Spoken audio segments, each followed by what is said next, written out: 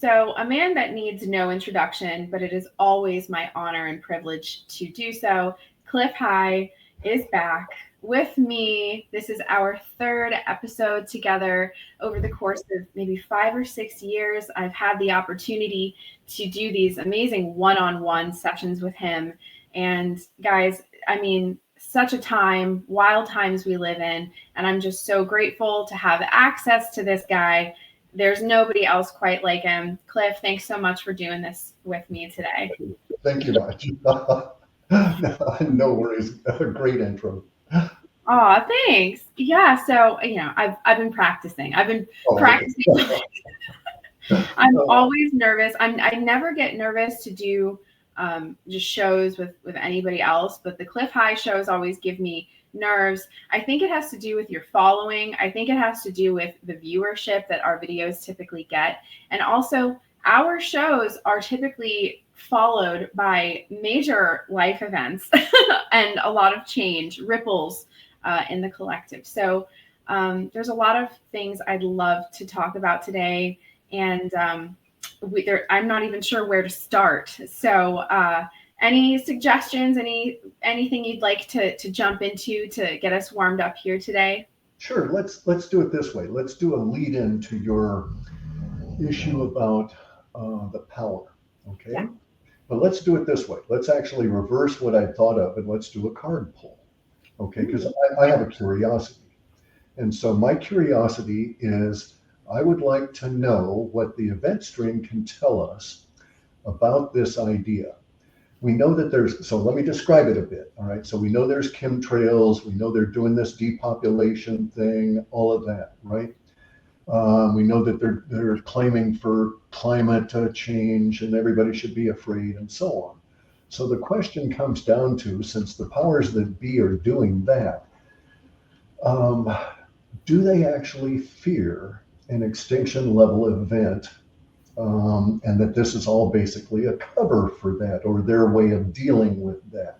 Because if they felt that, and specifically what I'm thinking about is this meteor or asteroid, Apophis, which supposedly is coming back in 2029, and then maybe it'll be 2030. I don't have an exact time frame on that. So do they fear something like that? And this is the cover for it. Because, for instance, we see Zuckerberg. He admits he's got a big tunnel under his house in Hawaii, and that makes no sense to climate change. It makes no sense to recently, by the way, Catherine Austin Fitts was on Tucker and was talking about all of this weird shit going on, all the underground bases and stuff, okay? Underground bases don't make any sense if it's an ice age that they're fearing, and that was what she was proffering as their motivation. Underground bases would not do you any good in an ice age. They would if the ice were like, big glaciers or something and suddenly there, but creeping in as an ice age, an underground base doesn't do you any good. So there's one other aspect of this. I don't know how we would phrase that, but is it an extinction level event they're afraid of, or is it the return of the space aliens? In either of those two cases, if you had Apophis, the meteor, or if you had real space alien invasion, as in the form of the Elohim coming back, that would make sense to have underground bases. All right, let's take a look here.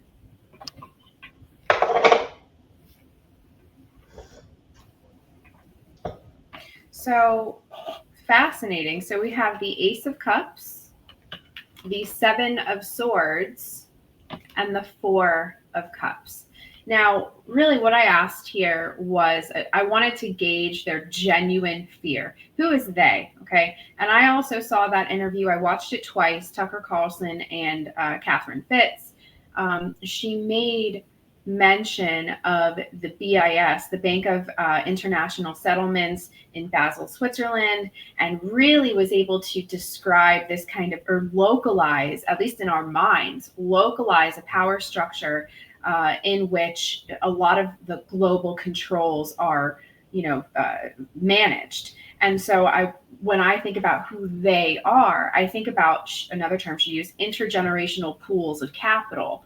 I call them ancient gangs, right? And they're basically people that are just deeply rooted, deeply embedded. They have all the capital, they're sovereign, they have their own police force, their own set of rules and laws. So that's the they, as far as I can tell, and for the sake of conversation. Now, what they are genuinely afraid of is, this is not what I was expecting.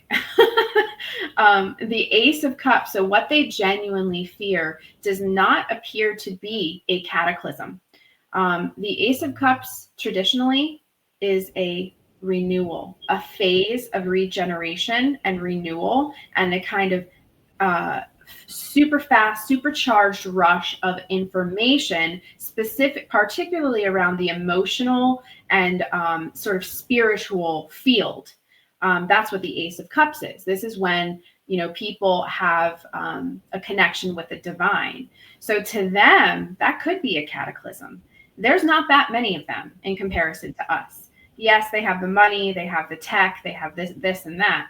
But what they don't have is something that I've always considered to be consensus. They don't have the bulk of things. That's us. That's the surface population. You know, the Seven of Swords is also some kind of betrayal, which is interesting. Like, their fear is being betrayed and exposed. So that makes sense, you know, because they are so vulnerable to exposure. So, and another thing as well, here with the Four of Cups, they certainly fear natural death. They seem to fear natural order basically doing its thing. Their whole mechanism appears to be centered around their agenda, their ability to stop natural processes or interfere with natural processes.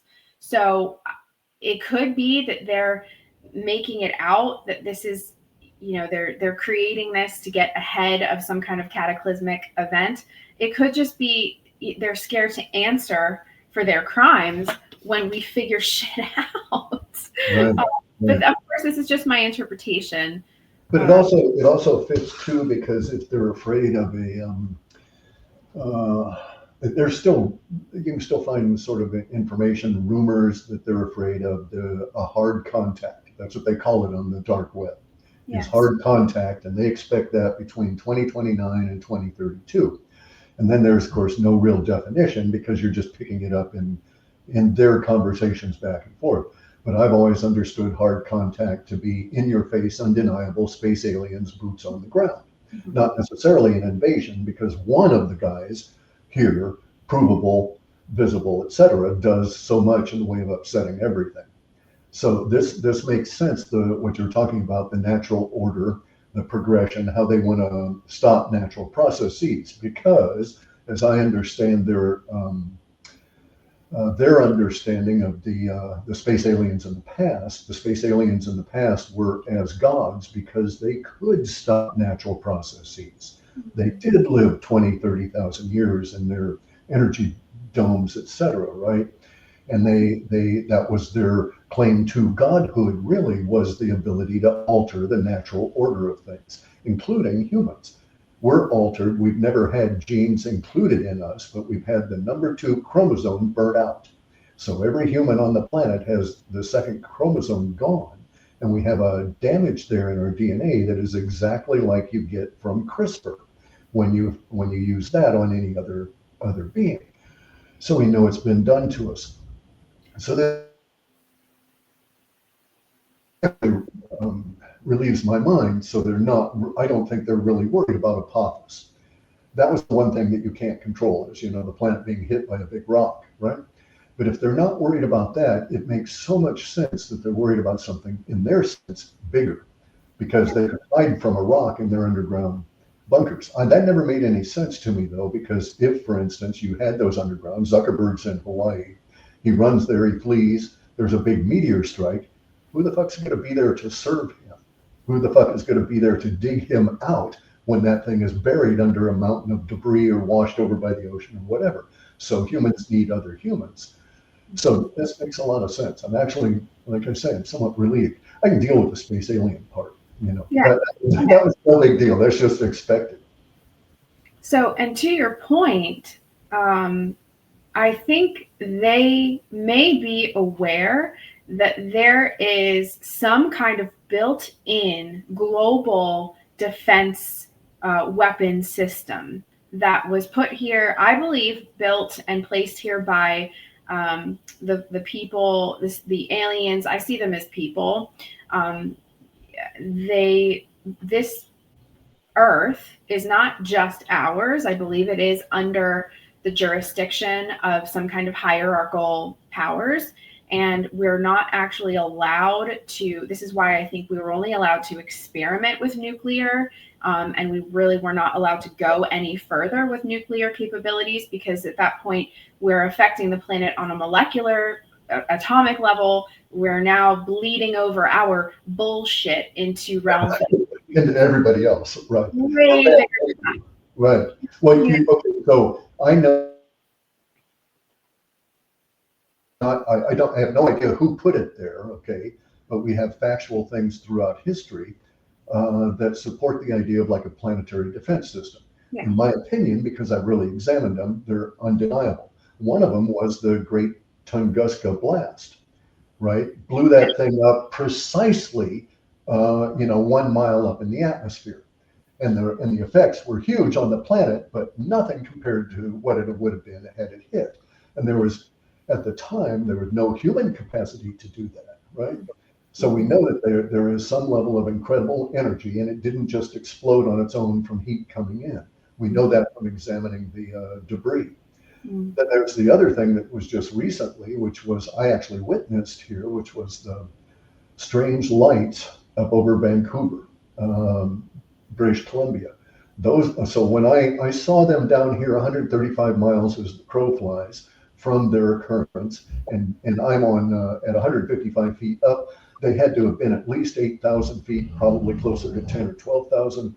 When I run through the energy calculations, no matter what AI I use, the energy calculations come out to about a minimum of 2.5 megaton explosion needed to create those lights. So that level of energy, right? So that's not human, or if it is, it's unknown human technology. So I agree with you. There's some other stuff going on there, but this actually makes me feel better because now I'm not worried about that aspect of it. Yeah, no, I think, and what's interesting too is I think an existential event such as an asteroid or something like that it seemingly was out of the hands of even the folks over in Basel, Switzerland. All the money in the world can't save you in that kind of situation, right? So I think even with the oncoming of an existential threat like that, we would then, as a civilization, be forced to reckon with our reality and who and what we are in relation to the rest of everything, who we are from a planetary standpoint, from a galactic standpoint, and who we are as a species, as a race. And I kind of get the sense that their attempt to get ahead of the narrative and create all of these outs and hoard technology, hoard knowledge, hoard information is just a means to slow or curtail this inevitable resurgence of really, it's like a divine memory that I think is inherent within human beings. And integration of information changes paradigms. When people know things, it changes them. I don't have to tell you. I'm preaching to the choir here. Right. Well, that's actually okay. So that was my base level of assumption, right? That you're quite correct that they fear the change and the loss of power more than anything, and that they've been in control for at least 2,400 years. Would be 2,700 years because I think that they were in control throughout the entire Kali Yuga, and that all of our religions originated during that period of time as other methods of control. Then there's all these layers and layers and layers upon that. And so I agree with you that is their ultimate fear. And it may be that they actually are putting out all of these other fears as misdirects for any of us that may catch on to that so that we don't zero in on it. But you're also quite correct. It's inevitable. And even if they recognize, I don't know, I would think they would be smarter and recognize that there are yugas, that time itself does a lot of this, and that they can't escape. And so you would think that they would reconcile. But, the adrenochrome addiction and the fear of death and all of that, they're just not able to overcome that. So we're here, we have this situation. And of course, universe wants us to go through it. I also don't think universe wants to eliminate humans. The fact that we're here and we've come through all of this shit, it's supposed to happen this way. So I think we've got big challenges ahead of us that are going to help us mature. Really, that's what it is. I was questioning whether or not, and just because the powers that be would fear Apophis or fear some kind of like a hard contact, doesn't mean that it's factual that we have to. They get screwy ideas all the time, and their fears are not necessarily, everybody can have confirmation bias, basically. They put all that money, the Vatican put all that money into astronomical people, sites and facilities and stuff. And so far, no yield from all the money they put into this. But that tends to support the Apophis idea and so on. But it never really set well with me. I kind of like the idea of tapping into the event stream to see what's going on at the moment in terms of, this understanding of everything bubbling out. That's actually been quite freeing. That's why I've been concentrating on the ontology idea. Hopefully that idea will seed itself because, I think everybody that is ritual based in their religion could abandon the religion if they saw the universe talking to them personally every day. So you've got a guy, he's got all these reasons to be a badass terrorist and so on. Would he do so if he thought his God didn't want him to? If he thought the universe talking to him was his God talking to him? I don't care. It doesn't matter to me that they put a religion on it. But if you actually saw that and you had all the qualia coming in every day to reinforce it, would you go that way? I don't think so. I think that kind of stuff, as you say, information changes us. It changes people. It changes paradigms. It just it terraforms what I call the psychological terrain of the planet, and namely the West. I was born in the Western Hemisphere. This place means a lot to me. So I'm always, that's my lens. That's my worldview is of the West. It's so interesting. You mentioned, make reference to Apophis. Katherine, if you guys haven't checked out the interview, go ahead. It's so hard hitting. It's fabulous. I could notice Tucker visibly acting. Yeah. It's like she was slapping him. She was just blowing him away. And I think he needed to hear this, maybe more than anything else. Tucker needed to hear this information, to know this, and his people certainly needed to hear it as well. She did make reference to a series called Threebody Problem. I haven't seen it for myself, but the gist of it is about planetary bodies that move into Earth's basically it starts to interact with Earth, and then all of these planetary things change: floods, earthquakes, volcanoes, you name it. So that was an interesting thing that she brought up. There is the notion that they may truly be concerned or planning some kind of contingency plan, because as these planetary bodies move into our orbit, they change things. And so is it a pole shift? Is it so that's what I've investigated forever is the details about all of that. So there's never been a pole shift on Earth. All that information is misinterpreted, in my opinion, all the way back to Hapgood, which was in the 1950s. I agree with Katherine about the Threebody Problem. The Threebody Problem movie is predictive, and there's also a series. I think it was maybe Japanese that started it all, or Chinese. But anyway, it's predictive programming to a great degree on us. They're trying to get us to think that way. They may indeed think that there's something going on planetarily, but these guys have a tendency, in my opinion, to misinterpret information based on their assumptions. Okay, so assumptions will always come back and bite you in the ass. All these guys have propped up gritology, Einstein relativity, forever. They put it in place. They paid to put it in place. They paid to suppress Tesla, and they paid to suppress Walter Russell and all of these other guys. The Gritology view is inappropriate. It's stupid. It doesn't work. It's rational materialism. Okay, and everything is matter. And if all life died, matter would still exist. And I don't buy that a minute. If you shed that assumption, that base level of assumption that all of their science is built on, then you get an entirely different view of reality. And all of a sudden, all kinds of things that were mathematically impossible become quite possible and very easily done. So I've had this big shift from, and it takes a lot. It takes you really a lot of time to work through your own assumptions to get to the idea that everything is consciousness, and you need to turn your head 100% and look at everything as though everything is consciousness. And then what does that do to your view? Now, even if I did not think that was factual, just being able to twist your perspective often brings new results and new thinking to you, right? Yes. But so these guys may indeed be so hidebound in their own understanding of relativity that they're misinterpreting everything. And so I can see idiots like Zuckerberg putting billions into underground houses, even though an underground house would not save you in the event of the conditions that he's actually fearing.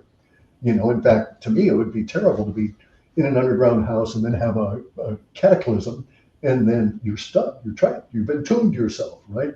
I mean, I would freak out about that kind of thing. Same. I think about that. You know, but anyway, though, it's fascinating trying to figure out what these guys are up to and what their mindset is. So there's a really smart guy out there by the name of Dan Pena, and he's a money guy. He's a really fantastic money guy, a billionaire kind of fellow. And he had this, he was doing a live stream or doing a session with some people in an audience, and someone brought up climate change, and he like flipped out because he said, you know, no big money believes in climate change. Insurance companies aren't preparing for it. People are still buying waterfront property, blah, blah, blah, blah, blah. And you people are stupid because you need to follow the money. And so I had a great friend, Jim Sinclair, and he was that same way, right? So he said, I always did energy calculations. You know, this is possible because of the amount of energy required. This other thing isn't possible. So we can't go in time even 1 millisecond because of the huge amount of energy required to do so. Okay, so I know time travel is bogus in all forms. But in any event, though, so Jim Sinclair did that same kind of thing with money analysis. His viewpoint was it's very illuminating to do that because you see basically where they put their money is where their mind is. And they will put money into movies and stuff as a deliberate control mechanism, in my opinion, for the humans, right? About this sort of thing. Now, the interview with Katherine, I have a great deal of respect for. We fight frequently because we have differing opinions on stuff, and because I think we have a lot of these different opinions. You know her? Oh yeah. Oh my God. Yeah, I know Katherine. Oh sure, I've known her for years. This is how it is. You know, it's a small, the most brilliant minds in the world. Like, it's good. You guys should know each other. That's like yeah, and we fight. I love her dearly. She's just is a real treasure. I was so distressed. Okay, and so actually we share same enemies. Okay, so the deep state has come after both of us with the same sons of bitches. Yep. She had these conferences way back in the day, like in maybe it was year 2000 was the first one they did or so, 2001. She was digging into the secret space program, deep state, black projects from a money analysis viewpoint. Yes. And it revealed so much. And she had one conference and it was such a big success. They were going to have another conference. I think maybe they had two and they were just great. And then on the third one, because I did the second or third one, and everything gets blown up because the CIA wanted it to blow up. Sure. So CIA put money into Gaia, the TV station, in order to pimp Corey Goode, because Corey Goode's fantastic bullshit space fighting reptilian, all of that kind of stuff, blew Katherine out of the water because of the way that they had structured it. He was it's exciting. Exactly. Well, more than that, I mean, in terms of the details and so on. So yeah, but So I've known Katherine since those days because Corey Good was also my enemy. I bitched at him on Twitter and he ended up suing me. But and deep state money behind him and all of this kind of thing. Who hasn't he sued? Yeah, who hasn't he attempted to sue? The guy is a total. It was a Corey Good's intergalactic butthead, but intergalactic butthead. You heard it here, gentlemen. I love that. No, and it really all does make sense. They'll attempt to blow up, entire communities of, schools of thought before they really start to take hold and sort of unschool some brilliant minds among us.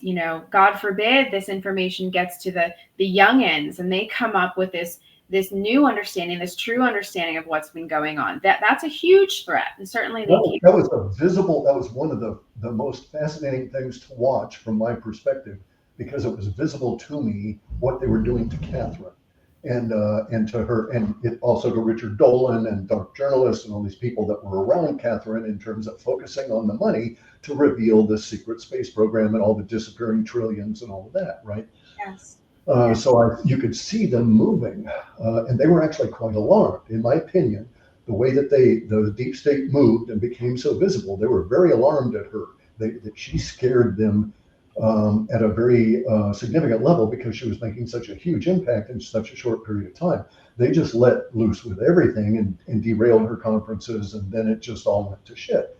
Yeah. So it was an interesting thing to watch. I've been respectful of her over time, but we have these differing assumptions on things, but we frequently arrive at the same conclusions, in general. So I think that's valid, but we still fight. I send her emails and we still bitch and moan at each other. That's what an honor. Honestly, what an honor. It's a wonderful thing. And, the current state of the SSP, the secret space program, at least from like a commercial standpoint, it's absolutely atrocious. It's ridiculous. It's comical. It's a clown show.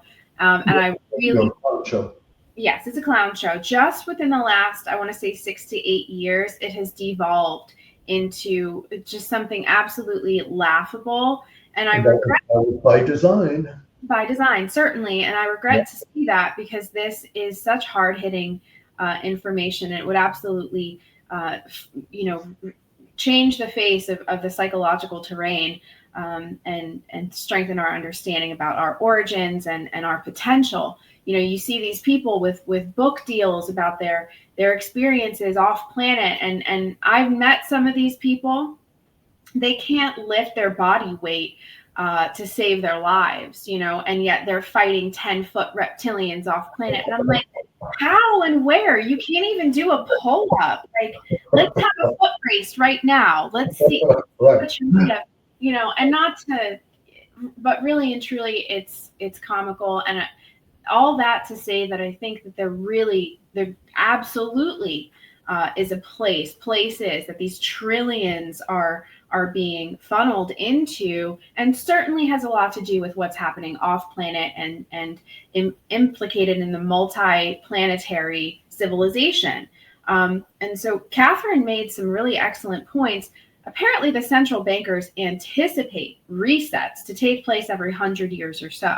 And the current reset that we find ourselves in, the theme is this multi-planetary civilization and their attempt to basically globalize it before anybody else. And control it. Yep. Control it. And I thought that was absolutely fascinating. It all just makes sense how they would, try to stir up drama and muddy the waters, classic CIA for you, typical CIA. Get people emotionally whipped up, and then you can move them, right? Once you got the emotions, because that's what it takes to have decisions. So I bitch at people that say AI can have a decision. It can't. It can only follow logic trees in the software. In order to make any decisions and have any motivation, you have to have emotion. No AI will ever have emotion, right? That's a chemical process. Within us, you need flesh. But this brings up something we could pull on. The second one I wanted to ask about. So I'm of the opinion that BTC with Bitcoin was to be one of their vehicles. And it got out through people like me, through the Ontology letting me know about it and all of these other things. And we start talking about it ahead of time, right? So there were a lot of people that were irritated that cryptocurrencies came out when they did. I think that they really wanted them to emerge in 2020 or 2021 as part of all of the COVID shit, right? And instead we get them out in 2011, just when I start talking about them and so on. And then in the data, it showed that Bitcoin would go over 100,000. And I started talking about that. We got people involved, people become millionaires, and it spread out too early. And so this is one of the things that Catherine and I not fight about, but it's a point of contention. She says that that Bitcoin and this kind of stuff was a DARPA invention. And so that implies deep state. And I say, okay, she's probably 100% correct, but that does not matter to me, because the Interstate 5 out here, the entire interstate system is a DARPA invention. It doesn't keep me from driving on the damn road, right? And using it for my needs. Right. So my question is,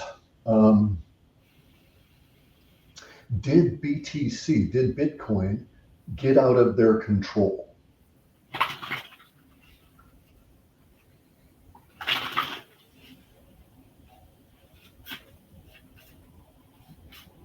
Bear with me just a moment, folks. Sure. We're buffering here. We're buffering. I try to tell people, it's, when you're shuffling, or when I'm shuffling, if you guys are familiar with an old school padlock like we used to have on our lockers, where you have to spin it to the left. But if you're tuned in, there's a little click, a teeny little click every time you hit that number. That's what it's like shuffling the cards. You have to wait for the click, and it's subtle, but you have to trust it. You have to trust your skill, your intuition. So let's see here. Well, my perspective, that's syncing up with the event stream. That's getting in sync with all of the resonance coming out right at that moment. I call it collapsing the potential, the field potential. Oh, wow. Guys, isn't Clif just something else? We're lucky to have you. Sure. You say that now. We'll always say it. We will always say it. So a couple of things coming up here. We have two major arcana coming up. So in the tarot, these are we call them the big guns. These are the big karmic forces that just have their way with us.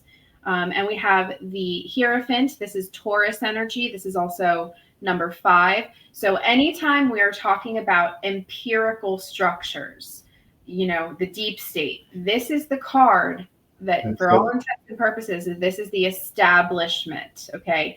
Right. So DARPA is one of those spaces up there. Yeah. So then we have the 6 of Pentacles and the 5 of Pentacles. Notice it's going in a downward sequence. We go from the 6 to the 5. This tells me that if at one point they created this as a means of having communal money, this is what the 6 of Pentacles is money that can be shared within an ecosystem, but contained within that ecosystem as well. There are borders there. There's a framework, and it can only exist and flow within that framework. The down sequence from the 6 to the 5 tells me they lost control of the bus. Yeah. They lost control of the bus.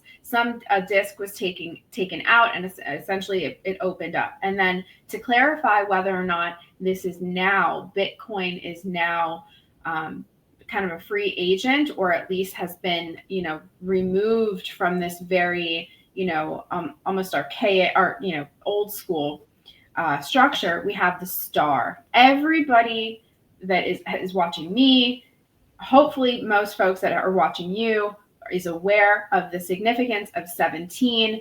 And this is the notion of freedom, the notion of a way through.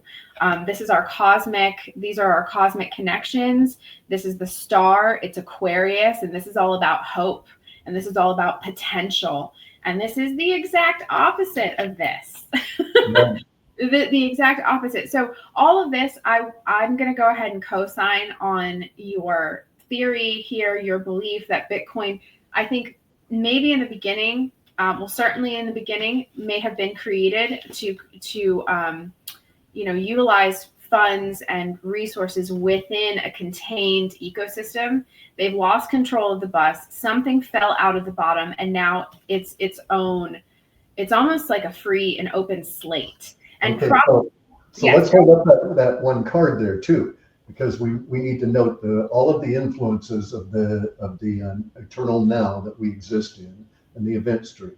So that was card 17. In a numerological sense, 17 becomes 8. 8 is the supreme lucky number for the Chinese. That's right. Okay, but also 8 for the Greeks and the Egyptian was the number of infinity. It is the number prior to the number of completion, which is 9. And so again, I think that this is the event stream and the ontology telling us that this is an accurate understanding and that there's a further layer there. And this was what I was trying to determine. So the question is resolved, but had this other hidden aspect in terms of the assumption. If it was still under the control of of DARPA and the people and so on of the financial system, then we would not get an infinity card. We wouldn't get the star, no. But also it would mean that what I'm seeing was not actually occurring as I think it is. So here's where my mind springs from that.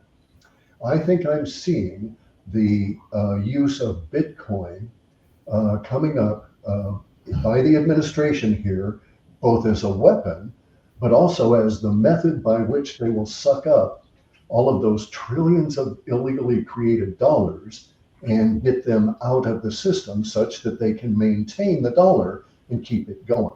We're at the end of the system, like you were saying. They reset every 100 plus years, right? 100 to 112 years.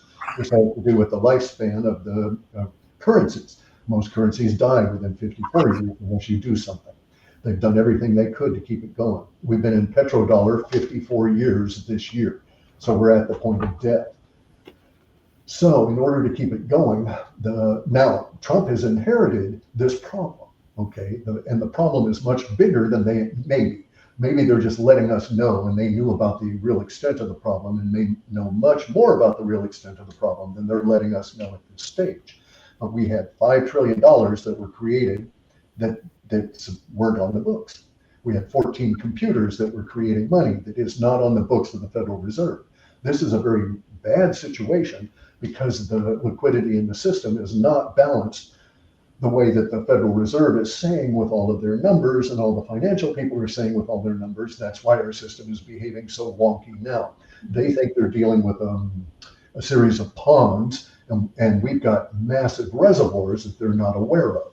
And so we're in a situation where in order to keep the dollar going, is faced with some circumstances. In order to get in a constitutional dollar, you can't create enough constitutional dollars to match one for one with all the existent dollars, let alone now this huge pile of illegal dollars. So they've got to do something to squeeze out the illegal money. What I think they're going to do, this is my opinion, but my opinion is they're going to use cryptocurrencies to sop up all of that money, all those digits, and lock them in place. And that Bitcoin is one of these great places to do that because most Bitcoin is not traded. And so there's a lot of hodlers. As you buy a Bitcoin, the rule is you don't sell it, right? Right. And so what I think will occur is that we'll go beyond the projections that even like Max Kaiser has. So Max Kaiser thinks we're going to $250,000 on a Bitcoin. I've actually seen in my data that we'll cross 108 and it'll cross 108 and stay over that 5 days. And then we'll go over 128 and then we'll go over 154. And this is just, episodic. It's not a straight line or anything. Sure. But I've been seeing this last couple of times, I've been seeing stuff that the only way it made sense, all right, way back when I first started getting Bitcoin as opposed to just new money in the data, and it started localizing to the actual label of Bitcoin, it started showing that Bitcoin was going to be a means for international trade settlements. And now, as we understand, with all of the huge amounts of illegal money and settling up all of the trade, the drug trade, all of this stuff with all of these huge amounts of bucks, The only way that that would be possible is with a limited number of Bitcoin, which is about 19 million. They think about 3 million have been lost, and there's a cap of 21 million. So with 19 million Bitcoin, the only way that that would be possible is if each Bitcoin was astronomically huge in terms of the amount of US dollars. So I think maybe Max Kaiser and myself are both way low on the scale of where Bitcoin is headed. That indeed it may go 1 million, 2 million. That's the kind of numbers I saw in the last run, was 2.5 million for a Bitcoin. And I kept trying to make it resolve. And so thus the question, right? Wow. If they do that, you could get 2.5 million to a Bitcoin, and it would be barely adequate to suck up some of this stuff. So I just, as you're talking here, taking it all in, and my cards are my, they're my instrument. They're my tool. It's an extension of my psyche here, and they help me. They help me a lot. And so as you're talking, I'm like, let's get a card. Let's see. And we get the star card again. Okay. So folks, if you felt so inclined, go ahead at your own convenience, check out the star card in traditional tarot. I'm using the Thoth tarot deck, which is a little bit different, kind of an intensified version, very artistic version of the traditional Rider-Waite. But the star card really does pack this whole element of anything can happen and also expect the unexpected. Now, this is very much, I also got the Eon, which is another word for the judgment card. The Eon and the judgment card are the same, but they have the same, the notion here is of a time is up. The pressure is on, judgment day is here. I'm under the impression here that this Bitcoin, that the kind of absorption of these trillions of dollars, this happens under some kind of darkness. There might be some kind of shutting off, because again, something with the judgment card, this is about nighttime. This is the shroud of darkness, the cover of darkness, serving a purpose for these other things to happen in this interim. So this does have the hallmarks that we would associate with like a 3-day period of things going down, or however long that period is. I find that I get that it's brief. I don't think this is going to be like a year where everything is shut off, but I'm kind of getting this, this interim, this gray area where things are very, there's cover, and they're able then to, make these moves, make these changes. And I know everybody wants to know about when's it going to happen? And the short answer is, I don't know. The short answer is, I don't know. They have their plans, they have their deadlines, but by the way it looks, we're probably going to see a whole bunch of major changes before the year 2030.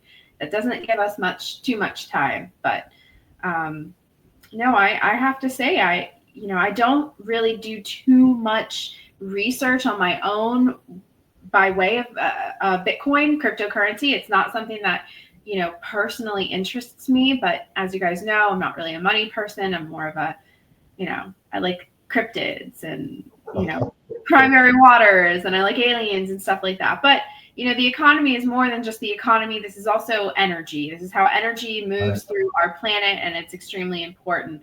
So I'm optimistic about, the future implications of Bitcoin. And I do love the notion of blockchain technology as being a means of keeping things transparent and never allowing this kind of squeeze of trillions of dollars to be, slushed into some kind of, secret operations. That should really never be allowed to happen again. So this does look like a means to correct that problem. So I'm optimistic. Also, the Eon card there would suggest doing stuff under the covers. The Trump guys will have to do a lot of this stuff surreptitiously so that we don't find out about it, not because they're trying to hide it from us, but if everybody knows about it, it won't go down. People would front run it, etc. Right? Well, yeah, and military strategy is the tale as old as time. You never ever discuss an operation as it's happening. ever. You can talk about it years later. You can't talk about it while it's happening. So they do have to create conditions that to the surface population seems like it could, could feel like the end of things. It could feel very dramatic and very scary. And yet this is the nature of this planet is things are happening. We don't necessarily have the whole, the full spectrum awareness of it, but there are moves being made and things are happening. So something else I would like your thoughts on here. I just the other day, I believe it was Monday, I had a sleepless night Sunday night. I was just getting so much stuff. The astral realm was so active. I kept getting pulled awake and pulled awake and pulled awake. So I'm like, something's happening. Something's going on in the ether. And then Monday, there was this massive outage, blackout. I believe Spain, Portugal. Parts of France, parts of Greenland. Yep. Yes. And that Sunday is interesting because you know what happened on Sunday night. And this just before the power outage, because the time difference for us, because it was Europe versus US, we had a huge Schumann resonance disruption, giant level, and it went on for hours. That makes sense. That makes sense. You're actually feeling the electromagnetic. Oh. I had a terrible night then too, and then all this stuff breaking around here and stuff. So that all fits, right? And this is, okay, so we live in a weird little ontology. And so an ontology is a universe speaking to us, right? It's seeking limits of its own existence, trying to create novelty through us. We're the neural net through which it's doing its AI, if you want. But so it was speaking to us, and we'll never, in my opinion, they'll never be able to pull off their depopulation. They'll never be able to take over the planet and all of this stuff because they're operating on, and they don't understand that the ontology is directing all of us and wants to create these conditions and get the energy moving such that novelty could break out. And novelty is not going to break out if we live in a utopia. We're just going to sit there peaceful as sheep almost, right? That evil and disruption and agitation and all of this stuff is a necessary part of this universe in order for it to achieve its goal, which is to create novelty. I could totally see that. We need the pressure, Exactly. It's a pressure cooker, and without the steam, nothing gets cooked, right? And the goal is to cook a novelty out of all of us. So I see this as a time where, okay, so I don't see time as everybody else does, or as most people. So we are in a period where the event stream is manifesting magnificent amount of stuff. And we're starting to understand that we live in this eternal now that doesn't go forward, can't ever go back. And that we think of time, what we think of a time is just all of the events that are rushing out of the event stream at us, the energy crystallizing into matter, if you will, and motion through matter and people and so on, as a result of the energy itself. And we make decisions on that feeds into the whole thing is karma. We make a decision that feeds back into the event stream and creates the stuff that's going to come out to us in the future. Yeah. And so it's this continual grind. And that's why the Buddhists say everything is grist for the mill, because the mill is the event stream. And we're to receive it all, okay? So the ontology is good to us that if you look at the event stream and see ahead, you get qualia, okay? And so the qualia is a bit of communication, a bit of meaning that comes to you. And so it can be really small, it can be magnificently small, it could be really huge. All of a sudden you're around a corner and there's a vista that you had been in your mind for years. And that vista matches up with whatever image was in your mind from whatever source. And that's a qualia from the universe telling you to examine that source, to feel about that. And mostly it wants us to feel about things so that we can think about them in an appropriate way. And it affects our decisions. Mostly, especially with women, but even with men, mostly our decisions are affected by the universe screwing with our emotions, altering our emotions through these qualia. And so when you're sitting there and you know when you're psychic, you'll feel it. You'll feel yourself with the tingle with the cards and the stuff like that, right? And so that's going to be a good reading, and that universe is communicating through you at that point. Mm-hmm. I think part of our situation now, the unfolding, the reset, the summer of emergence, secrets revealed, all of this is to get us to the point where we operate in that kind of understanding, that level of understanding as much as possible throughout our lives. That we don't live as materialists thinking that everything is random chance and that life sprung from, two God molecules smacking into each other, that kind of a deal. And Right. because if you do have this ontological view, then all of our science changes. And also then you can see karma being writ large, in front of you. Now, when they go and arrest Fauci and ultimately they execute him, people are not going to be thinking about the karma that he caused with all of these acts he's been doing all of these years for decades. They're just going to be caught up in the moment thinking it's, oh, finally we got him. It's, it happened. Right. And so we have to eliminate a lot of these things from our language. And I'm grappling with an understanding of the event stream because it occurs to me that all of my work for all of these years that led to all these predictions that were in fact, that manifested, that came out as fact in some manner, is basically an ability to see ahead in the event stream. That's not, it may have been unique to me in my approach, but the idea that we can do that is starting to catch on. And I think we will have an entirely different understanding of our reality and our experience once we get into this. And it leads to the point where you could trust someone that was an ontologist, even a space alien. If the space aliens show up here and they start talking about the ontology and qualia, whatever they term it, and that's how they live, because we know that their science is superior because they got here. We can't make off planet, instantaneous travel yet, supposedly.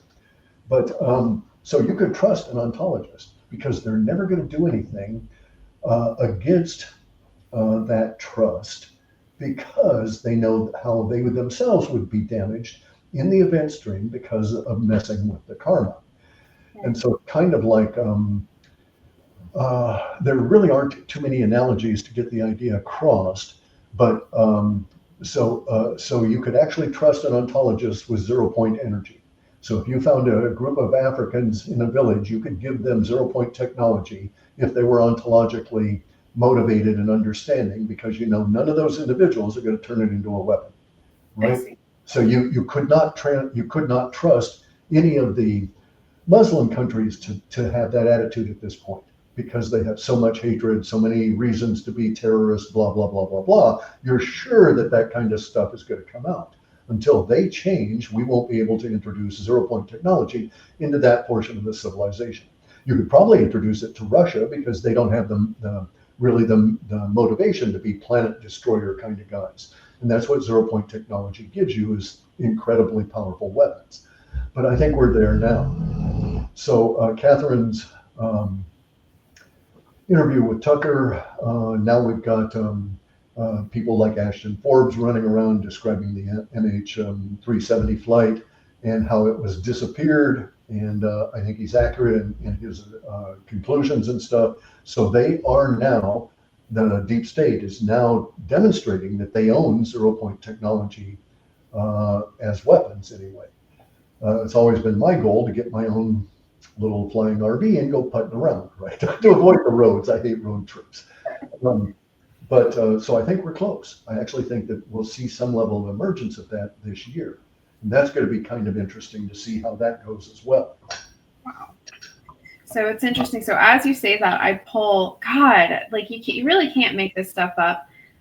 So many cards in a tarot deck, and we keep getting the same ones. I would say that's ontology. That's exactly. That's qualia. Yep. There it is. And we have these two cards that came up already. Here they are again, the Hierophant and the Six of Pentacles. All that to suggest that the intention to hoard and steer the application of 0 point energy here in particular, because that's what we're talking about, that it's almost like it's not allowed. It's not, and I think too, and we'd be getting into other things here. I think the human collective, there's an entire realm where our hopes and our dreams and our desire for the future that stems from where we've come from, I think that that really does generate a very powerful sort of propulsion forward. And if they be few and we be many, I do think our intention and our desire works through us, even if we're not at the surface consciously aware and you maybe couldn't articulate it.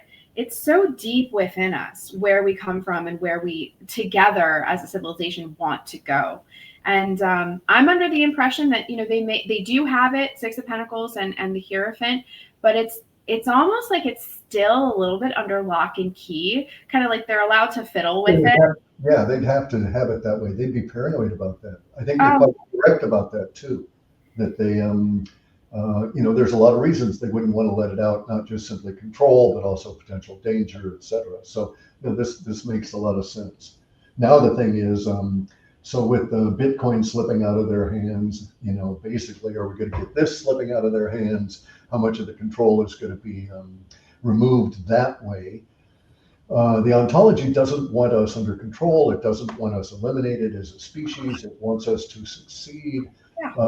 And so I see that all the time in the qualia that are presented to me. It's going to be a very intense, an intense summer for sure. But anyway, though, what was I going to say? Oh, the thing about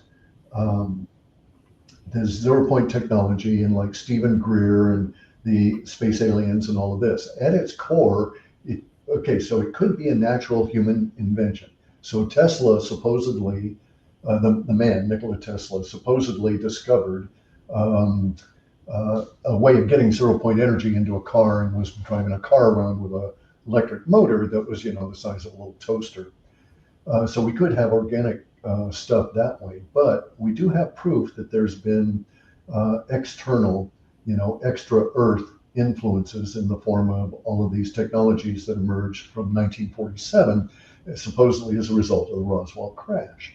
And I think they're at that point, they're about ready, that they basically have to do something. So Trump, who's, let's just say he's the leader of the planet now, right? Or the Planetary Alliance or whatever. He's got a situation where 2/3 of the planet is slowly dying because they don't have energy. They don't have the energy to cook their food, that kind of thing. And so they're going out and grubbing grasses, destroying rainforests and all of this just to get charcoal to cook food every day. And so he's got to accommodate them. We've also got all of the deep state things that are going on that he's got to get rid of. So he's got a ton of work, a huge amount of work. 0 point energy takes away a lot of their problems, but itself is the problem with all these weird ass mindsets who are going to turn it into a weapon if there isn't some other mechanism for introducing it. This brings up Dick Allgaier and the remote viewing. So Dick Allgaier does remote viewing, which now in his way of thinking, he's looking into the future, right? He's predicting what's going to happen in a month from now, and he's putting his mind into a particular state, and he's peering off into time. Now, I dispute that time exists. So what I think he's actually doing is staring into the emerging part of the event stream. This is all driven by karma, just like you were saying, the power behind it all.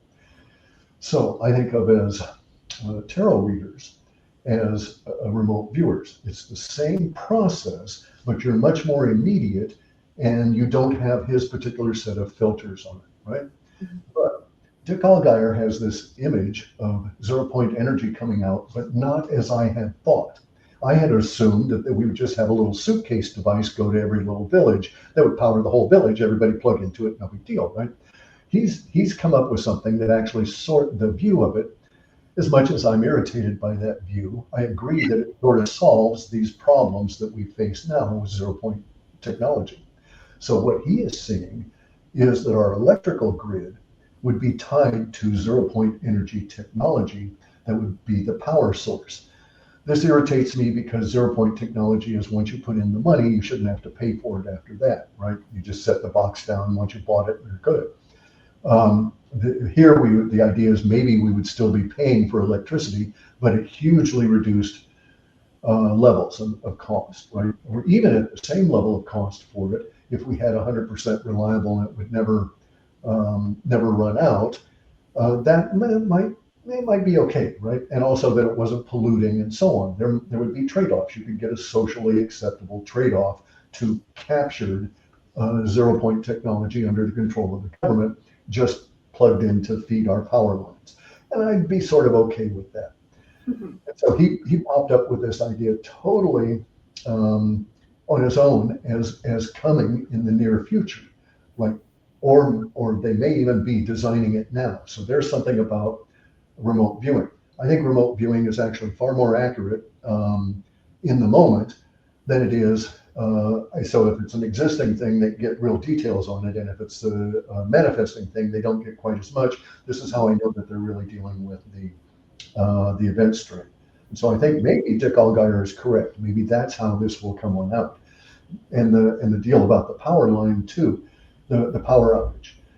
So the power outage in Spain, Portugal, France, and southern France, and up in also into Greenland because of the way it's connected, was associated with that Schumann resonance change that you slept through, that I slept through, that caused us all kinds of problems. My dogs were up and causing me issues all night, and so we were all feeling it. So I have a tendency to think that there was some level of manipulation in that power outage coming out. And coincidentally, 6 days before that, Spain got up and said, rah, rah, rah, we're 100% renewable, batteries and windmills and shit. So, of course, the universe has got to swat them down.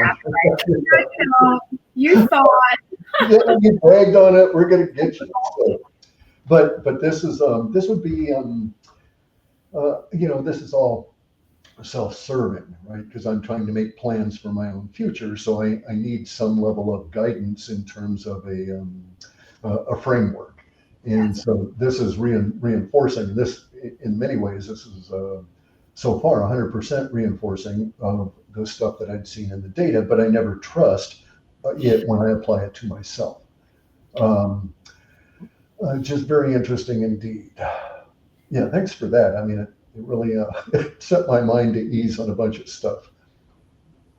Yeah, I mean, so one more thing in that vein of thought, their attempt to create what's called the EU central bank. They're trying to establish the digital euro, and they're projecting this to like be official, completely integrated and online operational by October 2025.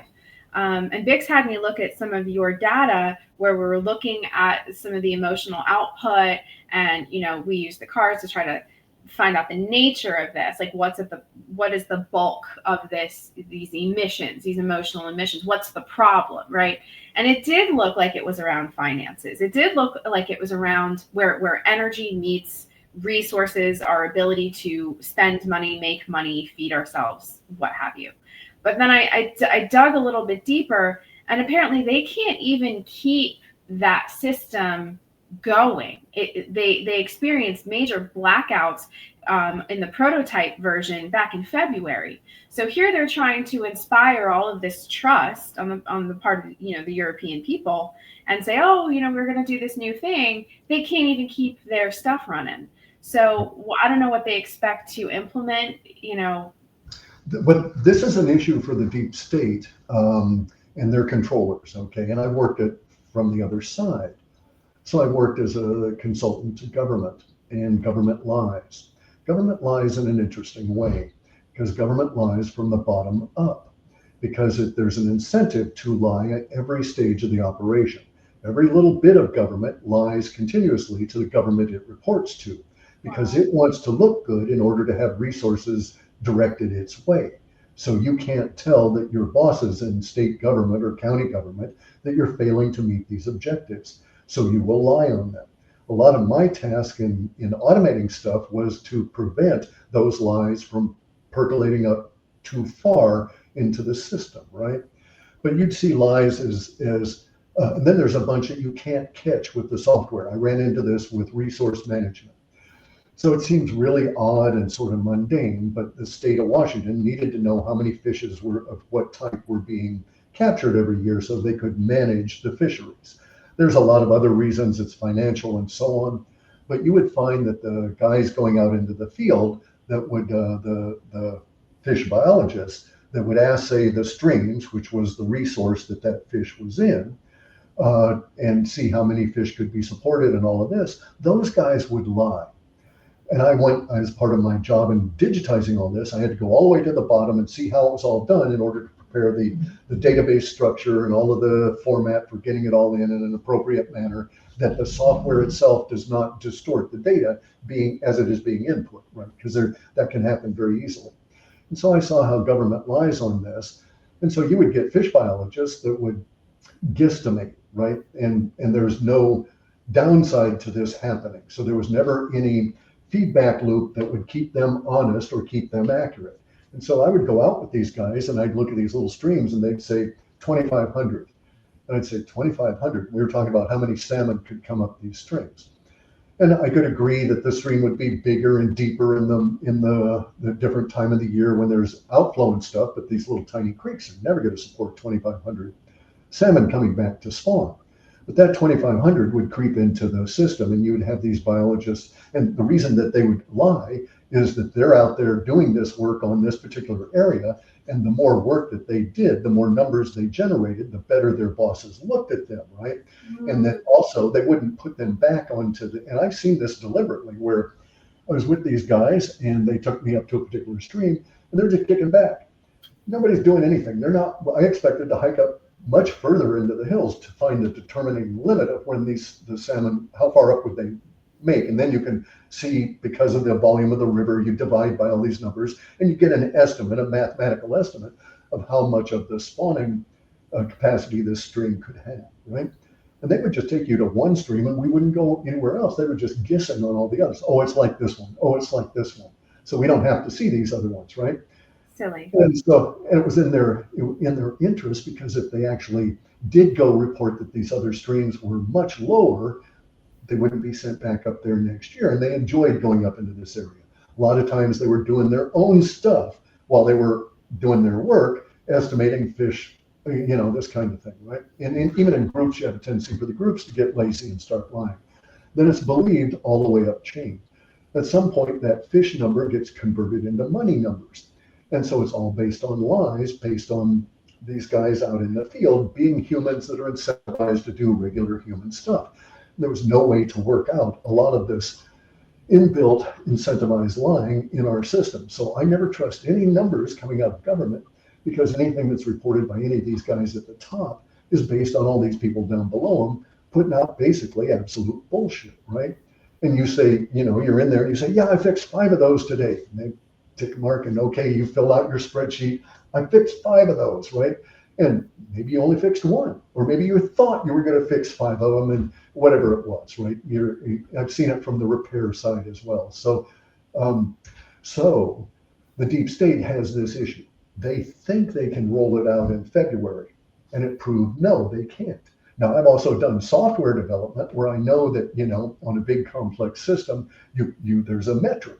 X amount of time to develop the code, and then Y amount of time to test it and find all the shit you should have worked but didn't, and then Z amount of time to redo it. And they're just making everything based on the X amount of time. They have no idea how much of it is not going to work. So I'm not particularly afraid of central bank digital currencies. I see the social credit system in China, and it fails constantly. It's actually has a lot of the failures designed into it, and it's going to break the system.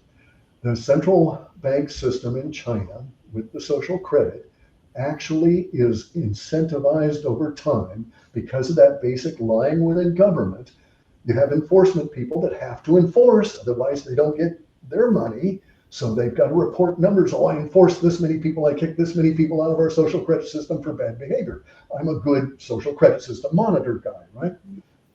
And so here's their problem. Over time, that entire system is going to put more and more and more and more of the population outside of itself because of the nature of the system and the lies built into it. Once they're on the outside of it, then it depletes the resources and there's more incentive to get more people, etc. So it's self-defeating. It's designed to fail. Self-defeating. The system itself will implode. And it's kind of plain to see. It really is plain to see that they have such a monopoly on media, and they have so much, they can make such glossy, attractive promotions about this, this new way of doing things, and it can appeal to certain people, and yet at the very core of it, it is self-defeating, and And also the appeal part to the people, that's all a designed in incentive from the people below. They don't want to piss off these guys upstairs. No one wants to tell your boss bad numbers ever, right? That's actually how okay, so you can see where there are incentives and systems. Catherine Austin Fitz and I agree on this. She's very big on seeing how systems are incentivized to cause their own levels of destruction, and how they are incentivized to cause people problems and stuff, right? But when I was dealing with Corey Good in the lawsuit, I analyzed the court system. So so I've had attorneys. I had an attorney. I fired him because of the cost and not doing anything. And then I took it on pro se and did it myself. This was before AI was available to me. Nonetheless, I came up with, I thought, a good strategy that was very logical. And one of the strategies was to dispute jurisdiction without surrendering myself to that jurisdiction in order to dispute it. This was something that later on lawyers were writing to me saying, damn, that's really unique. And I've set a precedent that all kinds of people can use, and they don't want this precedent to go out. Another thing I did was I gamed the system. I saw where in the system judges were incentivized to do specific kinds of actions. And so I put my documents in a particular order and in a particular arrangement with everybody else's documents in order to cause problems for the chief judge, such that he would see this coming because he knows what his calendar is. He knows he's going to have to deal with this nasty bomb I put out there. So instead of dealing with the bomb, let's just get this guy out of the case. And that's what happened. So I was the only guy that got kicked out of that case from Corey Good because I found the incentive, and then I chose a unique approach that they agreed with. So I never thought they would agree with any of my approaches of disputing jurisdiction without surrendering myself to that jurisdiction in order to dispute it, right? But they had to, because I had put a time bomb, a stinker out there that the judge, immediately after dealing with my request for a motion for dismissal, he had to deal with my request to censure the plaintiff for illegal actions. And he didn't want to do that because he knew that he could be sued if either way he went. Corey was going to sue the judge or I was going to sue the judge, right? He didn't even want to get involved in that. And so he just took the easy out and kicked me out of the case, as I had hoped. So you can play these kind of way to combo them, Clif. I mean, yeah. But everybody thinks it's all done on law. As soon as I tumble, okay, so here's the truth.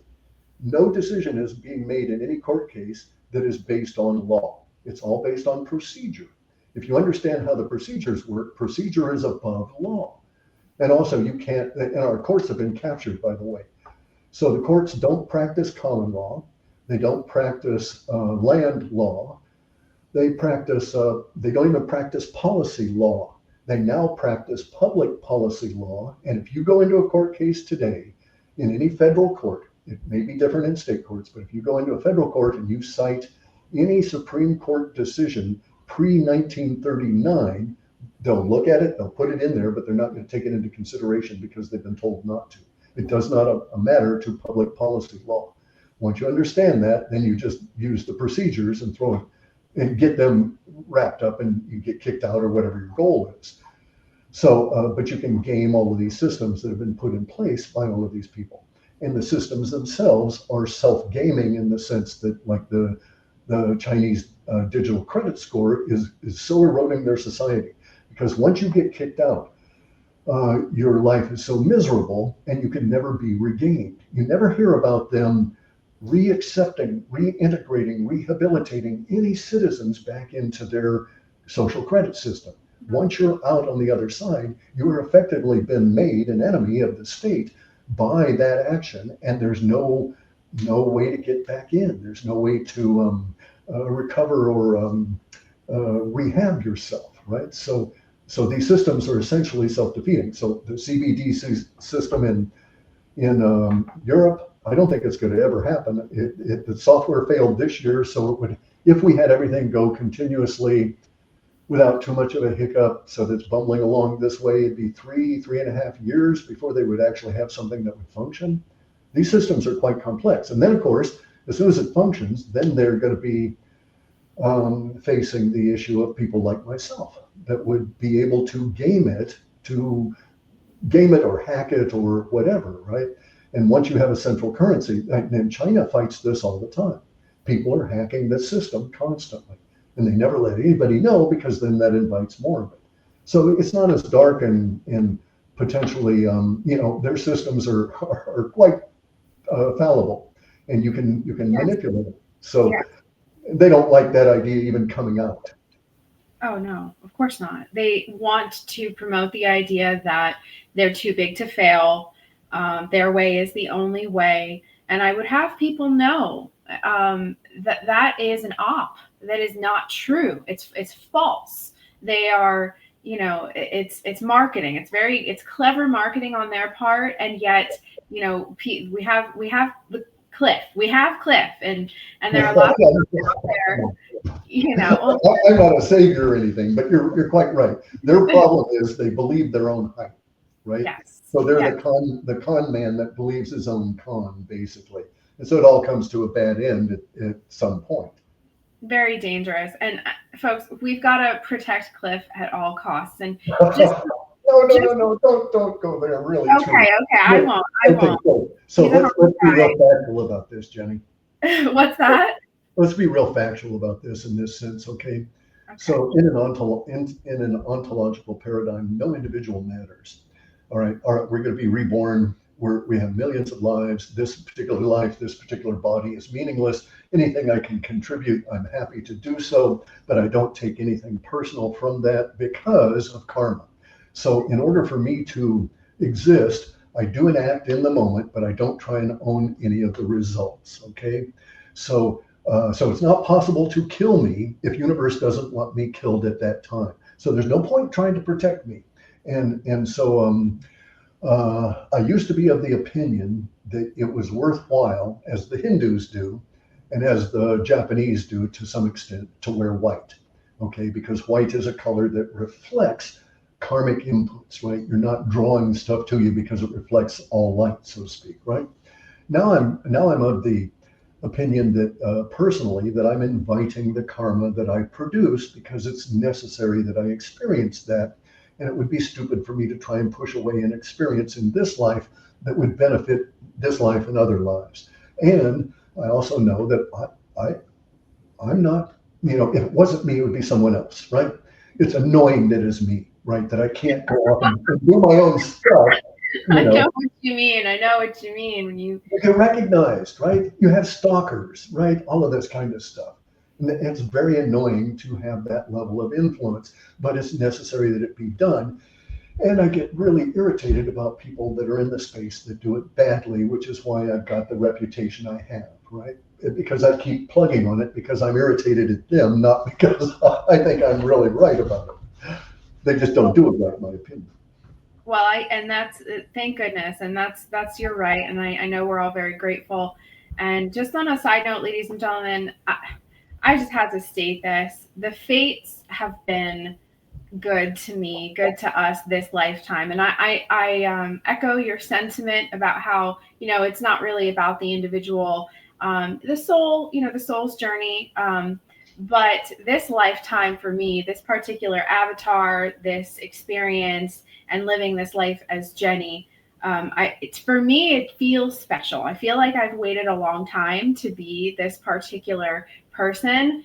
And I'm just so grateful because I have so many wonderful, mostly for me, it's the people that I found in this lifetime that I feel like I have been just so blessed, and it feels like a reunification as opposed to meeting folks for the first time. And folks, it's just a testament to divinity and the orchestration of creator that my best friend of nearly a decade, one of the most integral people in my life, in my corner, would find herself so deeply connected to another person that the fates saw necessary to intertwine into my timeline, into my event stream, and that's you, Clif High. And a lot of you folks know this. I was enthralled with Clif's work when I was 19 years old.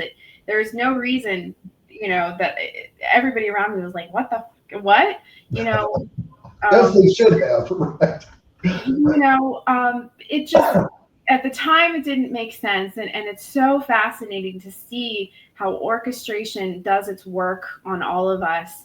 And I would never have guessed, I could never have imagined that two of these people that have changed me so much and changed the course of my life would find each other in this way. And we all know who I'm talking about here. And folks, I just want to say, like, express my gratitude for divine orchestration in this particular lifetime. I'm blown away. I think I speak for everybody when I say we love to see the change in you. I notice a change in you, in your, don't. I'm going to start. If you start, I'm going to start. I'm going to start. I'm just a weepy old guy. Well, it really is, and I call them the fates. I have kind of a pagan worldview, and I see, almost a personification of this, of these energies working sort of like these older women that weave us together and weave events together. And that's just how I imagine it, basically. But I can't tell you, I can't express enough just how it feels to see how things played out. I never could have imagined that it would work out like this. And the effect that the two of you have had on each other, and then subsequently the rest of us, has just been nothing short of miraculous and exciting. And I'm just, my cup runneth over with the people that Creator saw fit to enmesh me with, entangle me with. And I'm telling you, Clif, I used to watch you when I was basically a kid, 19, I think 19, 20, you're still a kid, And yeah, I think you're still a kid. Thank you for that.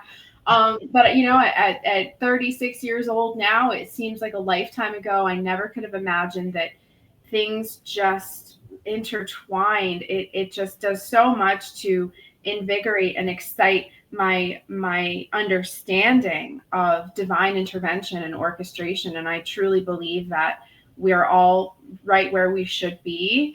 And I'm optimistic, while the man wants to get us down and have us be in the fear state and under control. It's things like this, my best friend and, someone that I've looked up to since I was 19, to find each other in this lifetime. It blows my mind. My heart explodes. And it just invigorates me. It motivates me, and it lets me know that miracles are real. The ontology is screaming. The novelty is here. And I'm just eternally grateful. And I'm so excited. And I've kept you here quite a while, so we are going to wrap this up here. But Clif, just thank you so much for doing this today. Well, thank you very much also for being that conduit that universe picked. You were a pivot, and I pivoted around you as appropriate. And it's like gratitude for all gifts. Yeah, I've got to go, or I'm gonna. I know, guys. This is it. We hit that line here. I knew it was going to happen. I wanted to save it till the end, but really and truly, it feels like we are, as a collective at this major crossroads. We're going to have to choose now intentionally and deliberately the kind of world that we want to live in. That means you vote with your resources, you vote with your health, you vote with your money, and you do everything deliberately and with intention, and we never give up. And so that's my closing statement. And I do hope to do this again, because there are so many other things that I want to get your thoughts on. But ladies and gentlemen, Clif High, the one and only, an absolute asset to an absolute ass does it. No. Well, ladies and Well, gentlemen, thank you for that. I don't have any ego about all of this, and I do have gratitude for all gifts. And I have a great deal of gratitude for the Ontology providing me that ultimate gift at this point, right? That connection through you to your best friend. So, and we will do this in the future, but I've got to go off and cry for a bunch now. All right, I don't blame you. Okay, so folks, we're going to have all kinds of links in the description. If you guys want to get readings with me, I'll have my website down below. Also, if you like what you saw here today and you say, I think I want to support her and her works, go ahead and subscribe to my Patreon. I do all kinds of cool things over there, readings and really anything that the folks, it's very subscriber, motivated content. So whatever the people want, that's what I deliver. And thank you so much, Clif, for sharing me with your people and giving me this platform and this time. All right, ladies and gentlemen, have a wonderful rest of your day, and I'll see you guys next time. Bye.